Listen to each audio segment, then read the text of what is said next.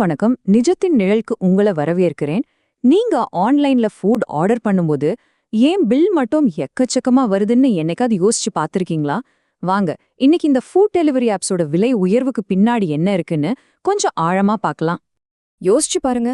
ஹோட்டல்ல போய் சாப்பிடுறத விட ஆன்லைன்ல ஆர்டர் பண்ற சாப்பாடு ஏன் இவ்ளோ காஸ்ட்லியா இருக்கு? மெனுல பாக்குற விலை ஒன்னா இருக்கு, ஆனா கடைசியா நம்ம கைக்கு வர்ற பில் வேற மாதிரி எகிரி நிக்குதே, ஏன்? இந்த கேள்விக்கு பின்னாடி ஒரு பெரிய பிசினஸ் யுத்தமே ஒளிஞ்சிருக்கு. சரி, இதுக்கான பதில் எங்க இருக்குன்னு பாத்தீங்கன்னா, நம்மளோட ஃபுட் டெலிவரி மார்க்கெட்டையே ஆட்டி படைக்கிற ரெண்டு பெரிய நிறுவனங்கள் கிட்ட தான் இருக்கு. வாங்க, அவங்கள பத்தி விரிவா பாப்போம். பகுதி 1. அந்த 2 ஜாம்பவான்கள், அதாவது நம்மளோட ஃபுட் டெலிவரி உலகத்தையே ஆதிக்கம் செய்யற அந்த இரட்டை சக்திகளை பத்தி முதல்ல தெரிஞ்சுக்கலாம்.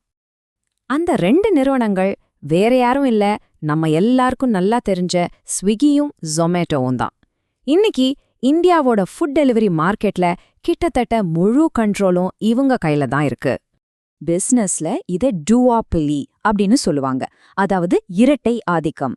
ஒரு மார்க்கெட்டையே 2 கம்பெனி மட்டும் கண்ட்ரோல் பண்ணும்போது என்னாகும்? கஸ்டமர்ஸான நமக்கு ஆப்ஷன்ஸ் ரொம்ப கம்மியாயிரும். அதோட விலைய முடிவு பண்ற சக்தி முழுக்க முழுக்க அவங்க கைக்கு போயிடும். பகுதி 2. நாம கொடுக்கற விலை. அதாவது வீட்ல இருந்தபடியே ஆர்டர் பண்ற இந்த வசதிக்காக நாம கொடுக்கற உண்மையான விலை என்ன, அத பத்தி தான் இப்ப பார்க்க போறோம். நம்ம பில் ஏறதுக்கு காரணம் சாப்பாட்டோட விலை மட்டும் இல்லைங்க, அதுக்கு மேல வர டெலிவரி கட்டணம், பிளாட்ஃபார்ம் கட்டணம், வரிகள்னு ஏகப்பட்ட கூடுதல் கட்டணங்கள் தான் அசல் காரணம். இப்போ இந்த வரைபடத்தை பாருங்க. ஒரு பக்கம் ஹோட்டல் மெனுல இருக்கிற விலை, இன்னொரு பக்கம் டெலிவரி ஃபீ, டாக்ஸ், பிளாட்ஃபார்ம் ஃபீன்னு எல்லாம் சேர்த்ததுக்கு அப்புறம் நாம கட்டுற மொத்த காசு. ரெண்டுக்கும் நடுவுல எவ்வளவு பெரிய வித்தியாசம் வருது பாத்தீங்களா? நினைச்சு பாருங்க, சில நேரத்துல சாப்பாட்டோட உண்மையான விலைய விட 50% வரைக்கும் கூட நாம அதிகமா கட்ட வேண்டியிருக்கு. இது சாதாரண விஷயம் இல்ல. பகுதி 3. ஒரு புதிய போட்டியாளரின் வருகை. சரி, இப்போ இந்த ஆட்டத்தையே மாத்துறதுக்காக இருசக்கர வாகனத்துல ஒரு புது சக்தி களமிறங்கிருக்கு. ஆனா நம்ம ரோடுகள்ல ஏற்கனவே போக்குவரத்து துறையில ஒரு பெரிய பிளேயர் இருக்காங்க. அது யாருன்னு உங்களால யோகிக்க முடியுதா? ஆமாங்க, அது ரேபிடோ தான். அந்த மஞ்ச ஹெல்மெட் போட்டு வர பைக் டாக்ஸி ஞாபகம் இருக்கா? இந்தியாவோட மிகப்பெரிய பைக் டாக்ஸி சேவை அவங்க தான். அவங்க கிட்ட ஏற்கனவே லட்சக்கணக்கான ரைடர்ஸ் இருக்காங்க. இது வரைக்கும் ஆளுங்களை ஒரு இடத்துல இருந்து இன்னொரு இடத்துக்கு கொண்டு போறதுல கெட்டிக்காரங்களா இருந்தவங்க இப்போ அடுத்த கட்டமா சாப்பாடும் டெலிவர் பண்ண ஆரம்பிச்சுட்டாங்க. பகுதி 4. வரப்போகும் உணவு போரா. இந்த புது போட்டி வந்ததால உங்களுக்கும் எனக்கும் என்ன மாதிரியான தாக்கம் ஏற்பட போகுது? வாங்க அலசலாம். ஒரு பக்கம் பாத்தீங்கன்னா ஜொமேட்டோ, ஸ்விக்கி கிட்ட பெரிய ரெஸ்டாரண்ட் நெட்வொர்க், கோடிக்கணக்கான கஸ்டமர்ஸ்னு பலம் இருக்கு. இன்னொரு பக்கம் புதுசா வர ரேபிடோ கிட்ட ஏற்கனவே ஒரு பெரிய ரைடர்ஸ் டீம் ரெடியா இருக்கு.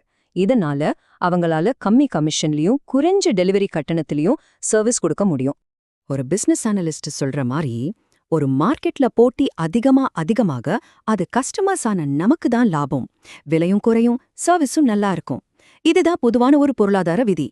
அப்போ என்னெல்லாம் நடக்கலாம்? டெலிவரி கட்டணத்துல ஒரு பெரிய விலைப்போர் நடக்கலாம். ஹோட்டல்களுக்கான கமிஷன் குறையலாம்.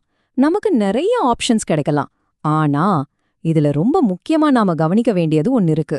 இந்த போட்டி டெலிவரி பார்ட்னர்ஸோட வருமானத்தை எப்படி பாதிக்கும்னு நம்ம பொறுத்திருந்து தான் பார்க்கணும். கடைசியா கேள்வி என்னன்னா, இந்த புது போட்டி உங்களுக்கு ஒரு நல்ல டீல கொடுக்குமா? இனிமே நீங்க ஃபுட் ஆர்டர் பண்ற அனுபவத்தை இதை மாத்துமா? இத பத்தி நீங்க என்ன நினைக்கிறீங்கன்னு யோசிச்சு பாருங்க. இந்த அலசல பார்த்ததற்கு ரொம்ப நன்றி.